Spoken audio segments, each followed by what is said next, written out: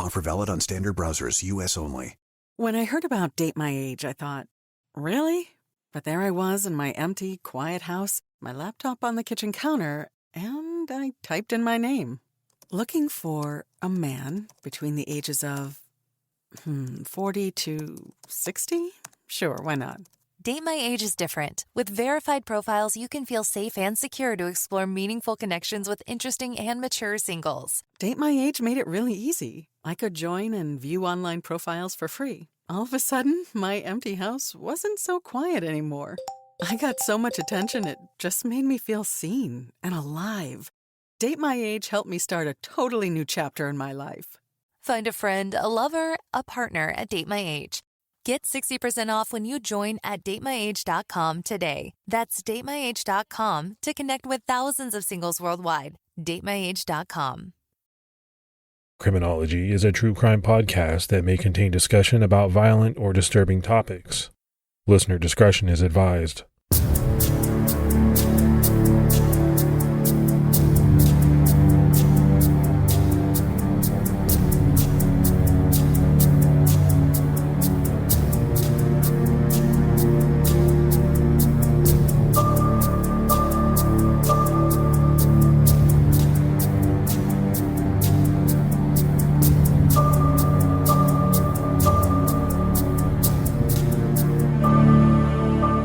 Hello, everyone, and welcome to episode 310 of the Criminology podcast. I'm Mike Ferguson. And this is Mike Morford. Hey, Morf, how you doing, man? I'm doing good. We're recording this the day after Memorial Day, and I spent the weekend, doing a little bit of stuff in the pool, but mostly I binged season 1 of True Detective, which is probably 8 hours of the best television ever made. Now, had you seen it before? I did, and and every time I rewatch it, it's never any, it's just as good as the first time around. So yeah, I find it to be the same way. I've seen it maybe 10 or 15 times. I just have rewatched it that many times, and I just think it's great television. The acting is great. The story is great. I also like the third season a lot. The second season, not so much. I'll watch it, but it's not as good, even though I love all the people who are in it. Yeah, I like the other seasons too, 2, 3, and 4 in different ways for different reasons, but nothing to me. Season 1 is just impeccable as far as acting, production, just all the way around. So, it was 90 something degrees here in Florida, so I didn't want to be outside 100% of the time. So it was a good way to offset that a little bit and watch a good show. Yeah, that's awesome. That's awesome. We played some pickleball. My wife is into this pickleball game, so she bought a net for the driveway and some paddles, and we're learning how to play pickleball. I hear that can be very aggressive. People get very excited and very aggressive when it comes to their pickleball play. Well, we are not aggressive. We are still at the point where we're trying to figure out how to hit the ball successfully. So that's where we're at. It's all about having fun. Let's go ahead and give our Patreon shout outs. We had Russ Mays and Kate. So some great new support. We really appreciate it. Yeah. Thanks so much to everyone that supports the show. It really helps us out. And for anyone else that would like to, you can do so by going to patreon.com/criminology. All right. So we're diving back into the Yorkshire Ripper murders. In our last episode, in part 1 of the Ripper murders, we detailed the torrid pace that the Ripper was striking at and the fear that he was striking in the community. He attacked women of different types of backgrounds. Although he's generally thought of as being a murderer of sex workers, the last murder we discussed was the September 1979 murder of Barbara Leach. After her death, it seemed as if the Ripper dropped from sight. On August 20th, 1980, just short of a year since the Leach murder, 47-year-old Marguerite Walls, who worked for the Department of Education and Science office, was brutally attacked after she left work in Leeds between 9:30 and 10:30 p.m. She was walking home alone when she was attacked from behind. Blows to the head left her unconscious. A rope was placed around her neck, and she was strangled to death before being dragged about 60 feet into a driveway. All of her clothing, with the exception of her tights, were removed, and her body was covered with leaves. The next day, her body was discovered by 2 landscapers. Some of her belongings were found discarded in the area. This included her shoes, her skirt, a shopping bag, and a checkbook. The beating had the hallmarks of the Ripper, but the use of a rope to strangle Marguerite was different from the usual Ripper MO, prompting Detective Chief Superintendent James Hobson, after consultation with forensic experts, to announce to the press, "We do not believe this is the work of the Yorkshire Ripper." Eventually, though, police would officially list her as a Ripper victim. The next month, on September 24th, 34-year-old Upadra Bandera, a doctor from Singapore, was walking home after a night out in Leeds. She took a shortcut through an alley where she crossed paths with the Ripper.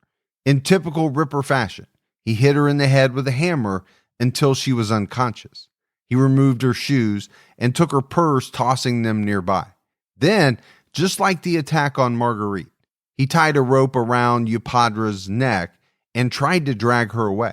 Apparently, someone nearby surprised him because he dragged Upadra for a short while before he left her and fled the area. Thankfully, she survived and was able to give police a description of the man. She described him as being in his mid-20s, with dark hair and a full beard and mustache. The similarities of this attack to that of Marguerite Walls were undeniable. Police thought they were both attacked by the same man, but they just didn't think he was the Ripper. As in Marguerite's case, they eventually concluded that Upadra Bandera was a victim of the Ripper. And you do see this come up in many cases. There are a lot of different attacks and murders that, occur in an area. Depending on how big the city is, there can be a lot of them. When you're dealing with a serial predator, how do police figure out which attacks to attribute to this one person? And here with these latest two attacks, they don't attribute them initially to the Ripper. And you can see why. The MO is quite different than the previous attacks that we discussed. Yeah, I think when you add the rope to the mix, everything else was similar. You have lone women attacked in the night, hit in the head with a hammer, but the rope was definitely a deviation from the normal MO. So I think that did leave police wondering, is this the same guy? Because, let's face it, if somebody else wanted to do similar crimes, they could attack in a similar method, and the Ripper would automatically, you would think, be at the top of the suspect list. So it might be a way for a copycat to get away with a similar crime. On October 25th, almost a month to the day after the attack on Upadra Bandera, the Ripper struck again. 21-year-old Maureen Leah, known as Mo, an art student, was walking to catch the bus after a night out at a pub with friends. She woke up in the hospital without much memory of what had happened to her. The back of her skull had a hole in it, possibly from a screwdriver, and the rest of her skull had been fractured. Her cheekbone and jaw were broken. Her spinal cord had been damaged, and she was covered in bruises and cuts. She spent weeks in the hospital before being able to go home and rehab from her injuries, but she was doomed to years of PTSD. On November 5th, just 10 days after the attack on Mo Leah, 16-year-old Teresa Sykes would become a Ripper victim. That night, she was walking to a store in Huddersfield when she was attacked from behind. She was struck in the head with what she thought was a hard metal object. During the attack, she tried to grab at it to take it away from her attacker. She screamed, and her boyfriend, who was nearby, heard her. He ran to her, and the Ripper fled.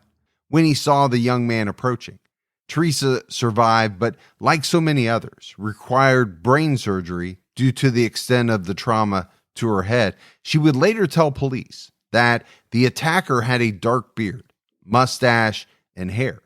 And this stood out to me more because we have seen it in other cases. You have this really horrible predator stalking and attacking women. But the minute that they encounter a boyfriend, a husband, or something like that, they run away. They're scared to death to tangle with someone who might be as powerful as them. Yeah, I think it just proves that they're cowards at heart, and they target who they perceive to be vulnerable lone victims, which in the Ripper's case was lone women. But when you have a strong male that's fighting back, they're scared. And we see this time and time again in a lot of cases where a second person there, or a boyfriend or husband, whoever it is, often runs off the attacker. So I think at heart, you can tell that they're really cowards. Teresa was one of the fortunate victims who survived a Ripper attack. The next victim would be the last of the Ripper's victims, but not as fortunate. On November 17th, less than 2 weeks after the attack on Teresa Sykes, 20-year-old Jacqueline Hill was walking back to her dorm in Leeds. Her mom had warned her to be careful walking at night, and Jacqueline promised that she would be. But she wasn't prepared for the Ripper when he attacked her from behind. She was struck in the back of her head with a hammer, then dragged to a more secluded area before she was disrobed. The ruthless killer stabbed her multiple times in the chest with a screwdriver and once in the eye before he fled. Less than 30 minutes after the attack, a student walking in the area found Jacqueline's cream-colored bag and immediately noticed blood on it. She ran to get help, and police were soon back in the area, shining their flashlights around, looking for any sign of the bag's owner. Somehow, they missed the signs of the struggle on the ground nearby. One of Jacqueline's mittens and her eyeglasses were on the ground near where police searched.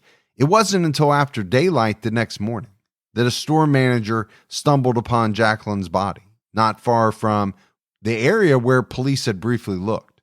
Pressure on police was immense to this point to stop the Ripper, but this attack really pushed it over the edge. Police would be questioned over and over as to whether Jacqueline could have been saved had they found her. For their part, police didn't spare much in the way of resources trying to catch the Ripper.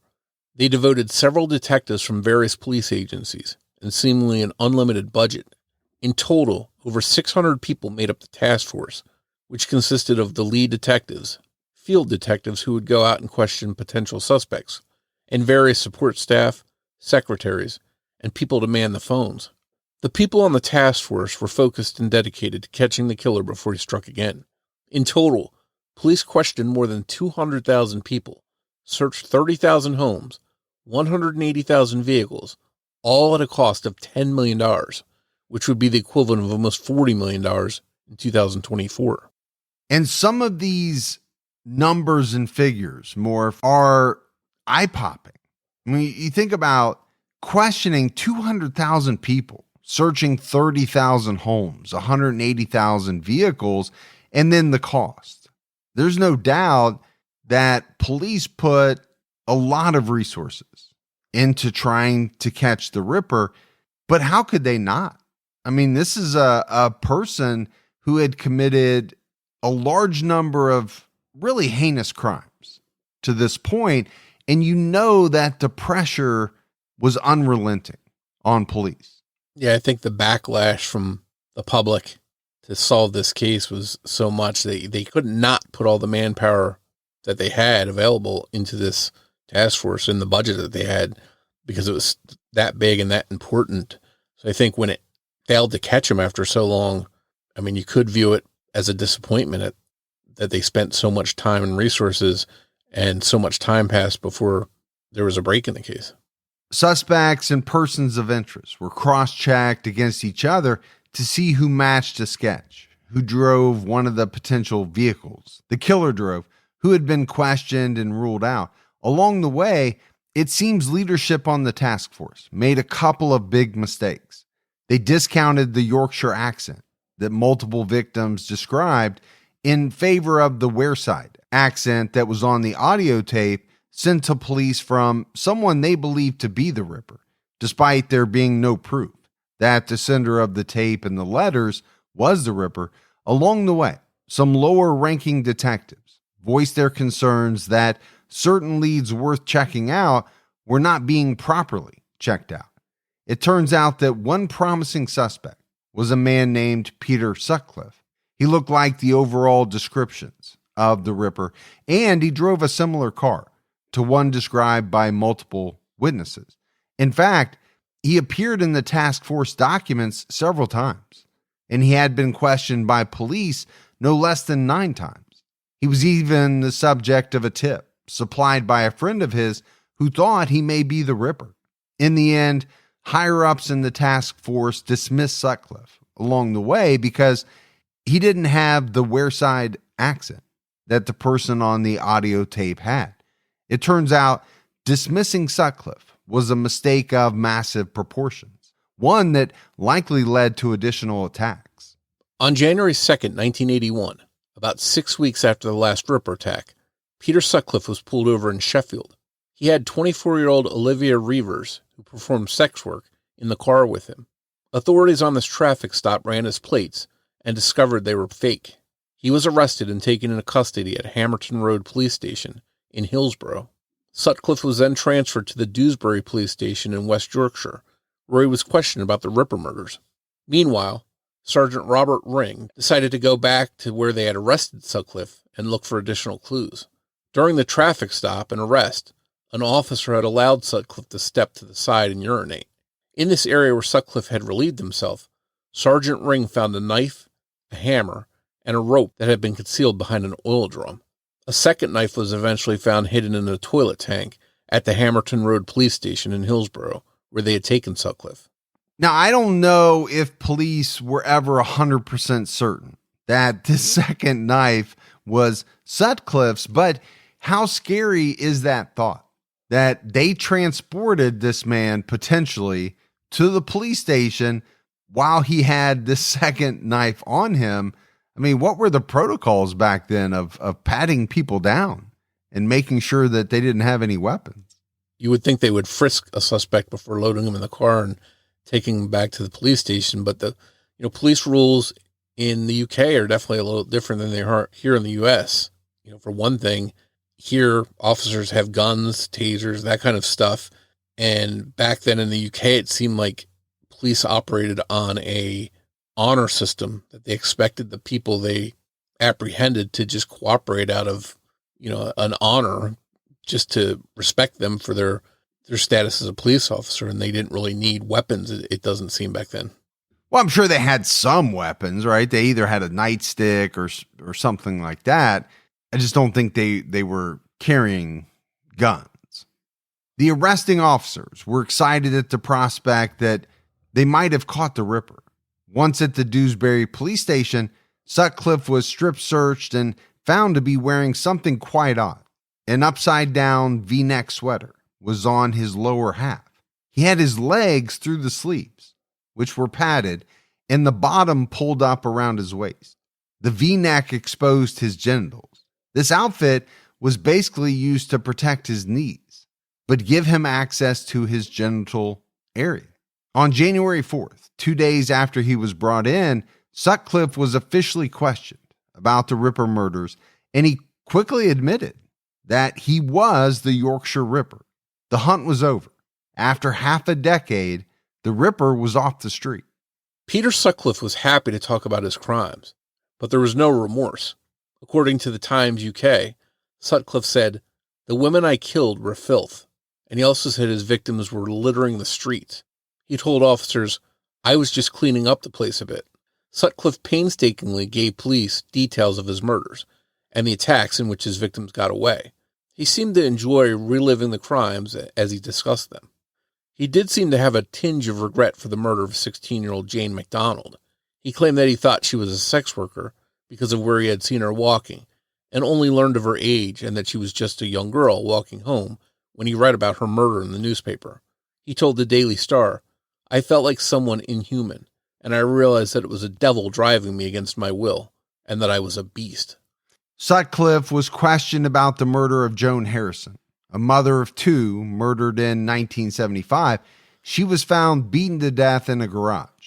Sutcliffe vehemently denied any involvement in her murder, and in 2011, DNA finally revealed that Sutcliffe was not the killer of Joan Harrison. He had been telling the truth about not killing her.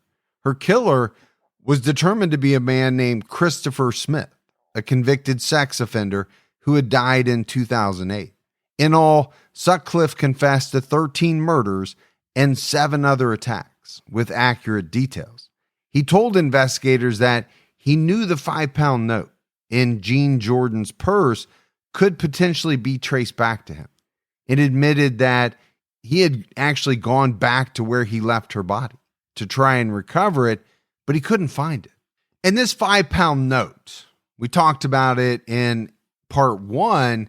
It really was and has been throughout the years talked about in detail as a big part of this case. I think at one point they determined that it could have gone to, something in the neighborhood of 8,000 people. I believe at a certain point, they got that list down to around 300 people. And Peter Sutcliffe's name was on that list. They determined that the 5-pound note was part of a payroll that went to a number of companies, one of which was one that Peter Sutcliffe was working at.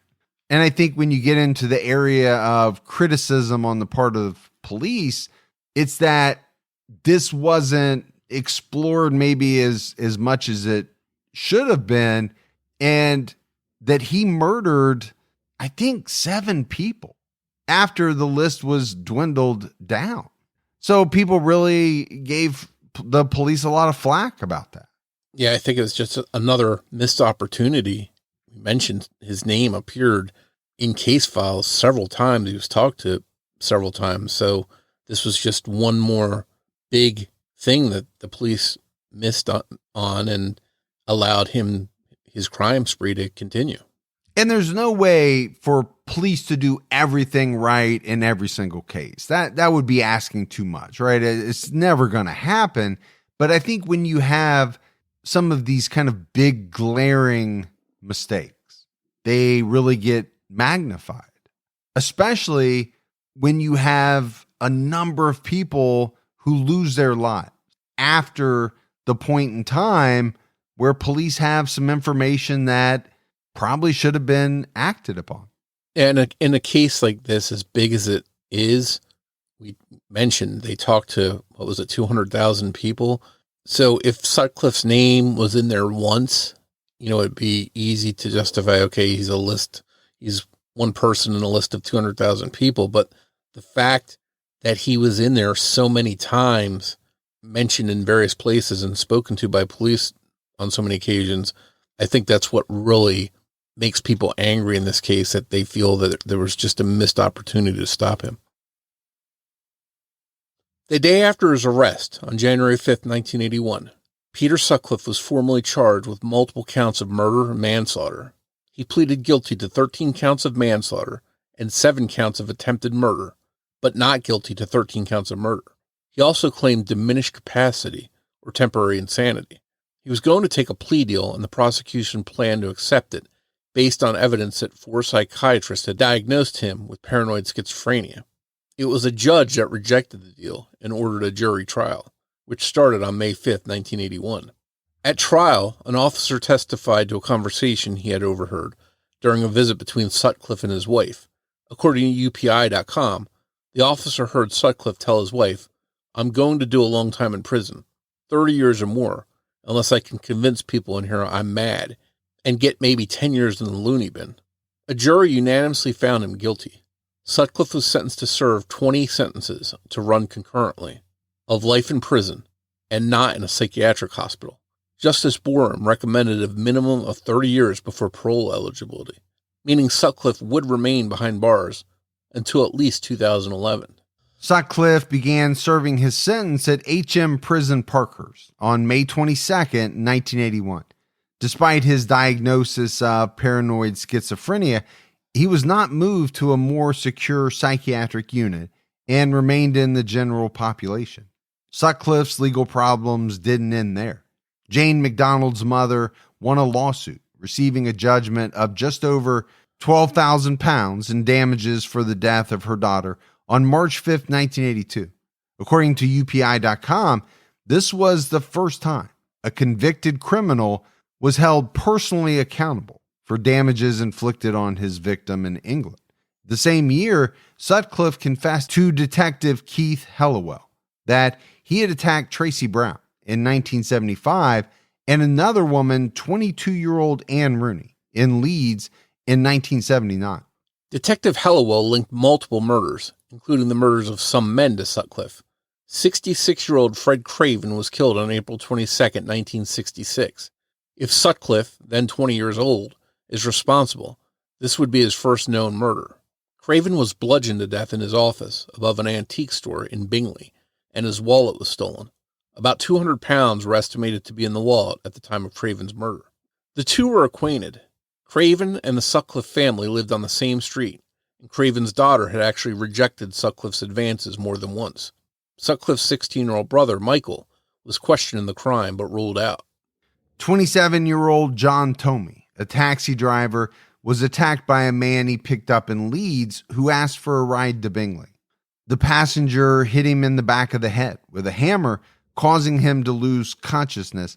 He survived but had skull fractures, a broken thumb, and numerous lacerations on his head. After Sutcliffe confessed to being the Yorkshire Ripper, Tomey was shown a group of photos and confirmed it was Sutcliffe who had attacked him. 2 other attacks on women linked to Sutcliffe fit his MO perfectly. Between 7:30 and 8 p.m. on November 11, 1974, 28-year-old Gloria Wood was walking home carrying grocery bags. A man with dark hair offered to help her carry them before striking her in the back of the head with a hammer. People nearby scared the man off, so she survived, but she had to have surgery to remove pieces of her own skull from her brain.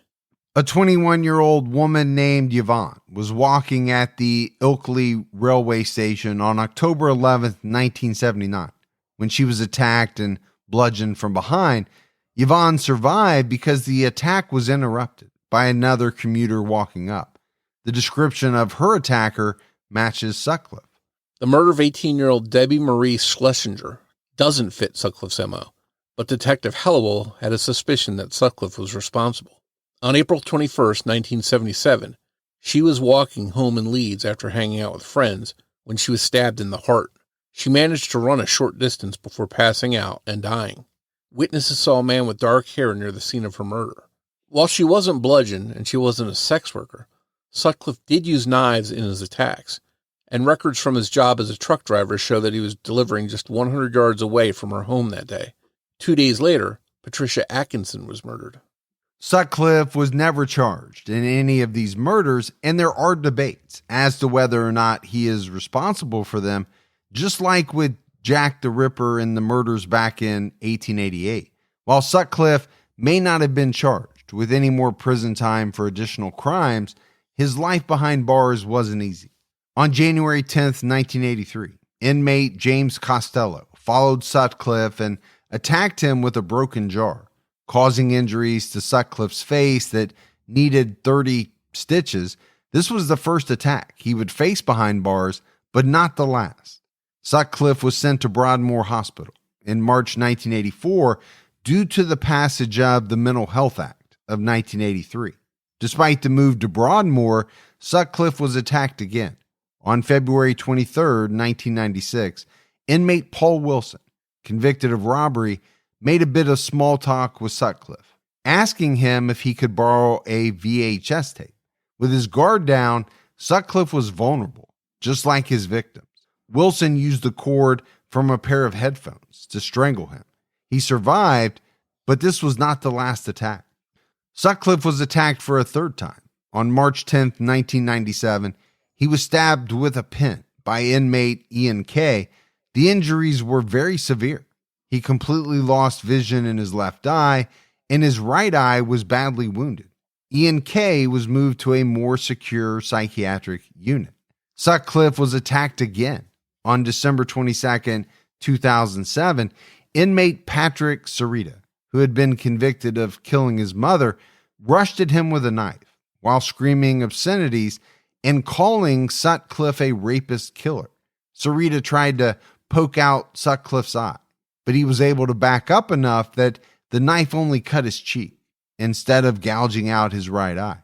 In addition to the attacks Peter Sutcliffe suffered, in 1989, Sutcliffe's wife Sonia separated from him. In July 1994, their divorce was finalized. She had stood by him, defending him for years. Some people even suspected she knew he was the Ripper, but never called police. And I'll be honest with you, Morf, the first thing that kind of went through my mind when, we were talking about some of these attacks on Peter Sutcliffe was that it was like the tables had turned. There were predators preying on him now, much in the very exact same way that he had preyed on his victim. He was the vulnerable one. Now, I don't advocate for that type of violence, but I don't think anybody's going to lose any sleep over the attacks on Peter Sutcliffe, given his history and the horrible crimes that he committed. Yeah, we know that prison justice is a real thing. They don't take kindly to rapists, and people that harm women and children in prison are usually looked down upon. And especially when they're a high profile target like Peter Sutcliffe was, for someone to get some cred in prison as the person that killed or attacked the Yorkshire Ripper, there's no shortage of people that would probably take a chance to try and do him some harm. And I was actually kind of surprised that he was in Gen Pop there early on, because to your point, Morf, there are people in there who probably are never getting out. It would almost be kind of a badge of honor to them to take out this horrible guy, Peter Sutcliffe. They would be known forever, almost like the assassination of Jesse James or something like that. Other interesting developments came. In 2002, authorities announced they would be charging Sutcliffe with the murder of 18-year-old Debbie Marie Schlesinger, but they never did. In 2003, at the age of 57, Sutcliffe was diagnosed with diabetes. The next year, his father passed away, and on January 17, 2005, he was allowed to go to the village of Arnside, where his father's ashes had been spread after his cremation. 4 employees from Broadmoor escorted him during this brief release. This, of course, made headlines and had plenty of people outraged. And I think this is something that you see in many countries outside of the U.S. People, inmates, even really bad individuals being allowed to leave the facility or the prison. Now, he's escorted. I get that. But, if you're the family of one of the victims and you read that in the paper, I would think that would cause you to just about lose it. Your family member is gone, but this man is allowed to pay his respects to his father outside of the facility. The fact that he's even allowed to leave, I think, would upset many, many people. Yeah, we're not talking about some celebrity that's serving like a 60-day sentence for some dumb thing they did in a low security setting. This is a heinous serial killer that was proven to be extremely dangerous. So I think in the minds of these families and the public in general, there's no reason that he should have been allowed to go out on the street for any reason. In 2005, there was a major development in the case that would highlight some failures by police early on. DNA from the envelope on one of the Wareside Jack letters proved that a man named John Humble, and not Peter Sutcliffe, had mailed them. He was arrested and convicted of 4 counts of perverting the course of justice due to the letters and audio tape he sent. In 2009, John Humble was released from prison under the new name John Anderson. Police had bought in to the detriment of catching the real killer that Wareside Jack was the Yorkshire Ripper.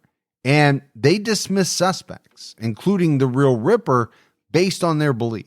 And I think, this is one of the things that people really struggle with in this case, because it brings up some of the really tough questions, such as how many Ripper victims might have been spared if Humble didn't send those hoax letters and if the police didn't buy into them. And we talked about it quite a bit in part 1. We even heard the tape, we read the letters, but we also talked in detail about how many victims who survived described to police the fact that their attacker had this very specific Yorkshire accent. So it does seem like, kind of one of those big blunders. Like, how could you believe, after hearing this man's voice on audio tape, who obviously had a much different accent than a Yorkshire accent, was the Yorkshire Ripper?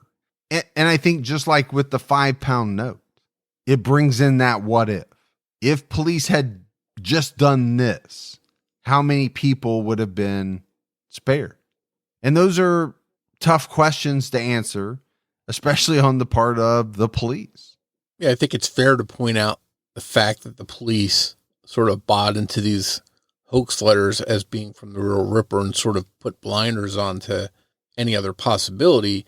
But I think some of the blame has to go to the guy that wrote these hoax letters in the first place. In high profile cases, people do this kind of thing often. They want to be part of the case, so they attach themselves into it as sometimes in the form of letters that they mail in, and it gives them probably a thrill, but maybe they don't think that it also can affect the investigation and ultimately cause there to be more victims. So I think, while some people might say that the police have blood on their hands, allowing other victims to be killed, I think this letter writer has some on his hands as well.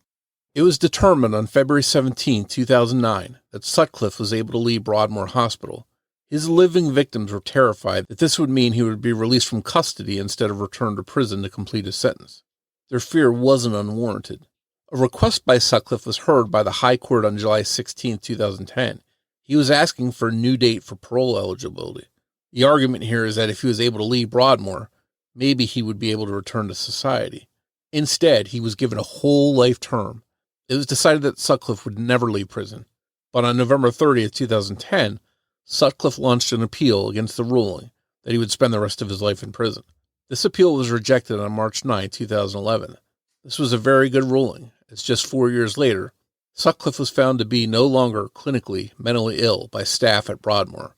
And in August 2016, it was determined by a medical tribunal that he did not require any further treatment at that time.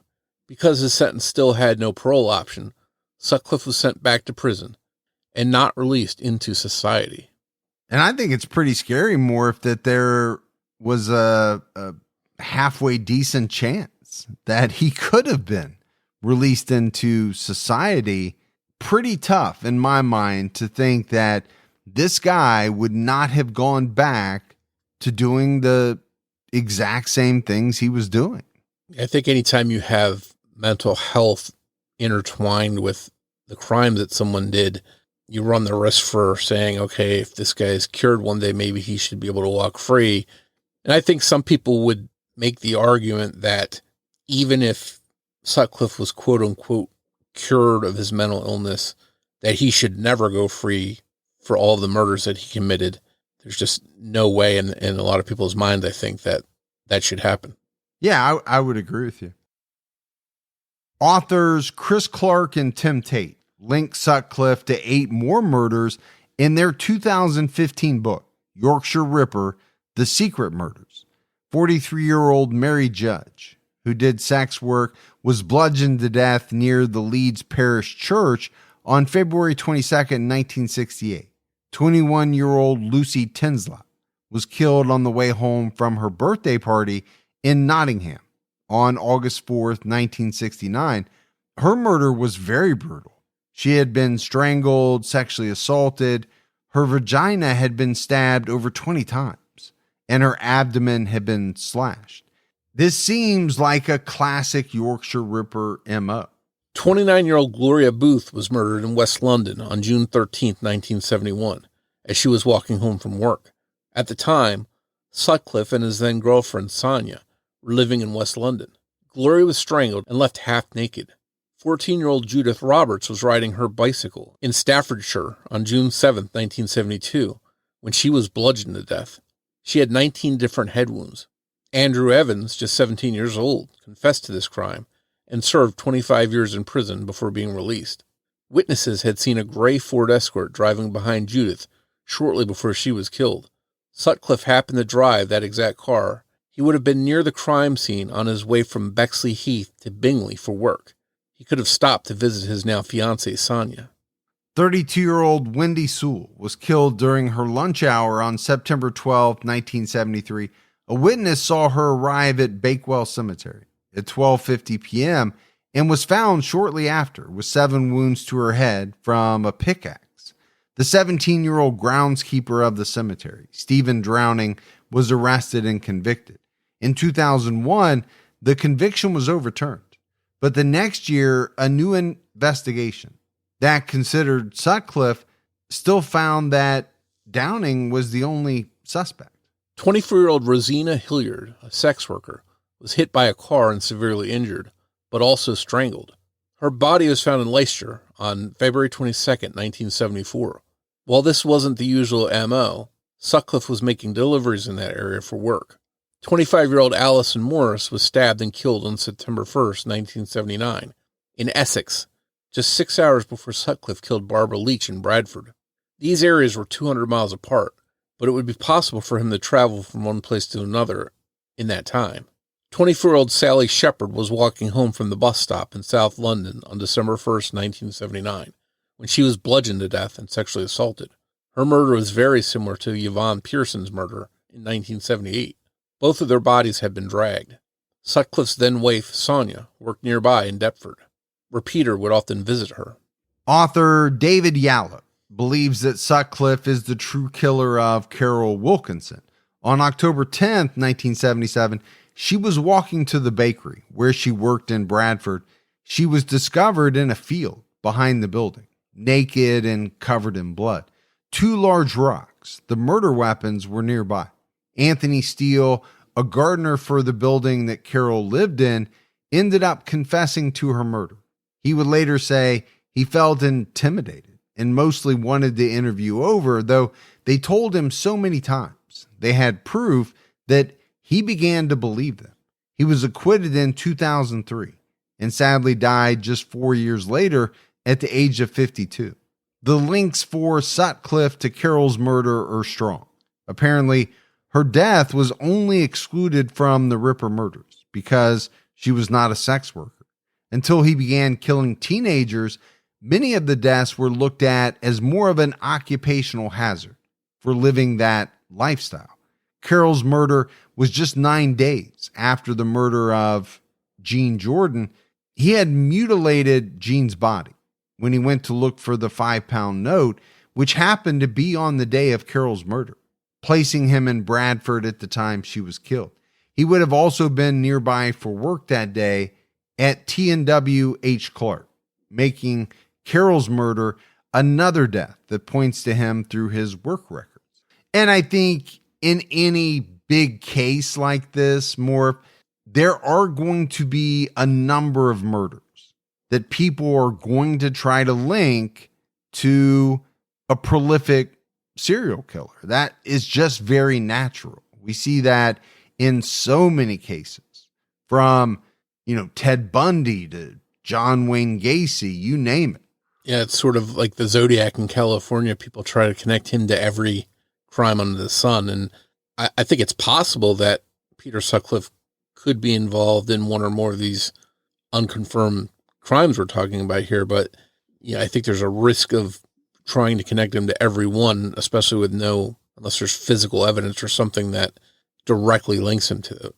Yeah, I don't think it's enough just to say, well, he could have been in the area or, something like that. The other thing that I kind of think about with Peter Sutcliffe is that he very readily admitted to being a killer. He gave details of his murders and all of that. So if there were additional murders, why would he not have admitted to those as well? Because he seemed to relish almost in giving the details to detectives. And I almost think he relished in his number. And like many, probably would have confessed to more had he done more just to make the number even higher. I don't know. I'm speculating there, but I think there's a component to that. Yeah, when somebody admits to and confirms suspicions that they're responsible for a number of murders, You almost wonder what would be the point of him not connecting himself to other crimes, denying and instead denying that he's involved. And we did see that some of the cases we talked about, or at least one of them that police thought was connected to Peter Sutcliffe, was proven later on by DNA to be someone else, and he denied being involved in that. So it could just be a case that he's not connected to these crimes. That's why he never took credit for them. Well, to your point, I don't think confessing to additional crimes was going to hurt him really in any way. He wasn't going to do more time in prison by confessing to more murders. I think what is important is that Sutcliffe was never charged in any of these murders that people tried to connect him to. In August 2016, Peter Sutcliffe was moved to HM Prison, Franklin. The next year, another investigation was launched to try and connect unsolved cases to Sutcliffe. 4 murders, including 2 in Sweden, were determined to be too different from how he was known to attack. Sutcliffe was affected by the COVID-19 pandemic.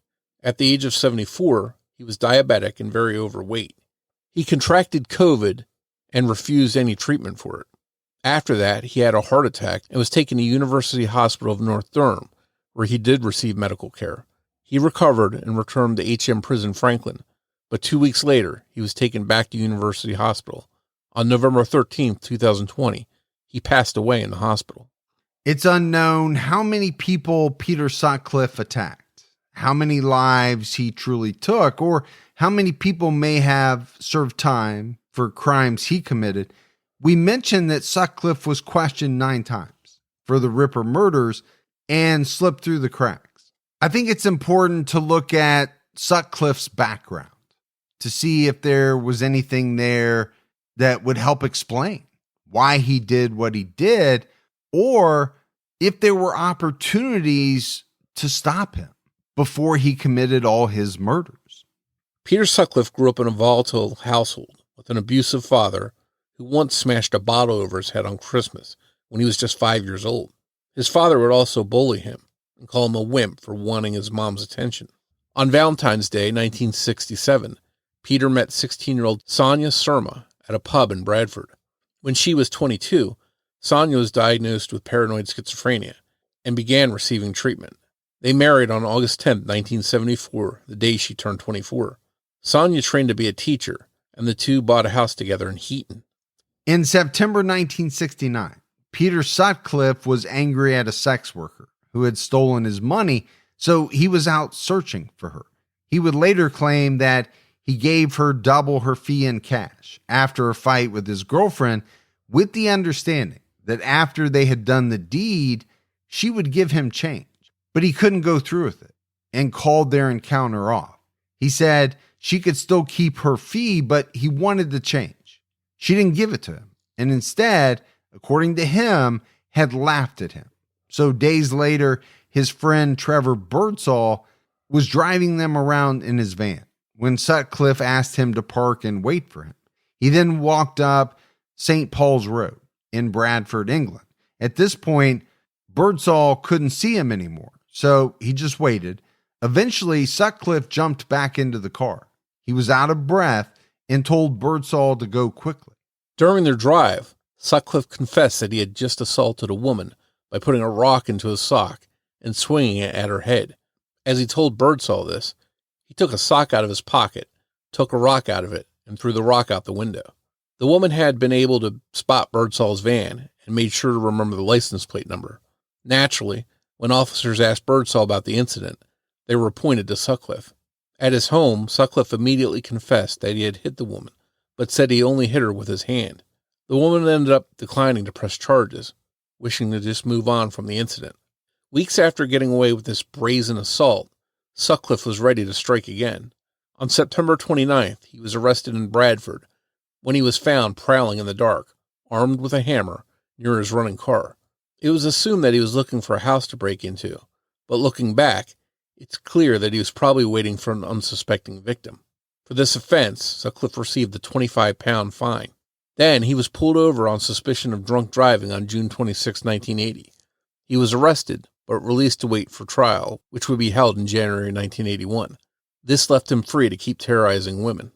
After much thought and consideration, Sutcliffe's friend Trevor Birdsall, who had driven Sutcliffe in his van when he attacked the woman with a stone and a sock way back in 1969, mailed an anonymous letter to police on November 26, 1980, naming Sutcliffe as a potential Ripper suspect. He just couldn't shake the feeling that Sutcliffe might be the Ripper. It turned out he was right, but for 2 months following that letter being sent, Sutcliffe remained free to potentially take the life of another woman. Thankfully, he was apprehended before that happened. So, Morf, as we wrap up our coverage of the Yorkshire Ripper, I do think it's important to take time to talk about his childhood. Doesn't sound like it was great, which is not surprising. We see that in the childhoods of many serial killers. And I think the other thing that we often see is a series of incidents that happen prior to the murders started, where you could make the case that if these individuals would have been held accountable for some of their actions, maybe it would have changed, what they would go on to do. Now, there's no way to know that for sure, but I think in some instances, some of these individuals get emboldened by the fact that, they're able to get away with things. So the next time they're angry, the next time they're frustrated, there's really nothing to hold them back because they don't feel like, A, they're going to be caught, or B, if they are, that really anything's going to happen to them. Yeah, I think it really enables people like Peter Sutcliffe to take the next step forward in their evolution as a killer, and until it's just something that's just a part of their life. And for me, this case goes back to not just spotting these things in his background, but what we've talked about pretty extensively was even in the police task force investigation, that on one hand, the police spared no expense. They threw tons of manpower at this. They questioned lots of people.